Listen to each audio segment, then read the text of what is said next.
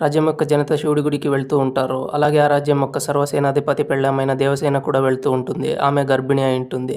తనను సేనాపతి ఆపుతాడు. రాజు వచ్చే టైం అయింది. దానివల్ల సామాన్య జనాల మధ్యలో రమ్మని చెప్తాడు. జనాలతో పాటు వస్తుండగా వాడు ఆడపడుచుల దేహాల్ని తాకుతూ ఉంటాడు. ఇక దేవసేనని కూడా తాకబోగా ఆమె వాడి కత్తిని లాక్కుని వాడి వేళ్ళని నరికేస్తుంది. దీన్ని నేరంగా భావించి నేర విచారణకు దేవసేనకు సంకెళ్ళు వేసి నిండు సభలో నిల్చోబెడతారు.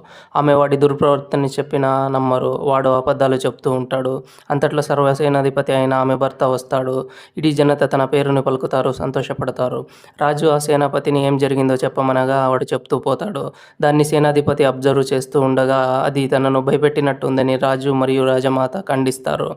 గర్భిణికి సంకెళ్ళు వేసి నిండు సభలో నించోబెట్టినప్పుడే ఆ సభ మర్యాద పోయింది. అది అధర్మం అని అంటాడు. సేనాపతి చెప్తున్న తప్పు అని గ్రహించి ఏం జరిగిందో చెప్పమని తన భార్యని అడుగుతాడు. దేవసేన ఏం జరిగిందో చెబుతుంది. ఆడవాళ్ళ దేహాలు తాకుతూ ఉన్నాడు జనాన్ని కంట్రోల్ చేసే నెపలో. అప్పుడు నన్ను తాకబోయాడు. నేను వాడి వేళ్ళు నరికేశాను అని చెప్తుంది. అప్పుడు సేనాధిపతి బాహుబలి భార్యను తప్పు చేసావు దేవసేన. ఆడవాళ్లను తాకితే నరకాల్సింది వేళ్ళు కాదు తల అని సేనాపతి తలని నరికేస్తాడు.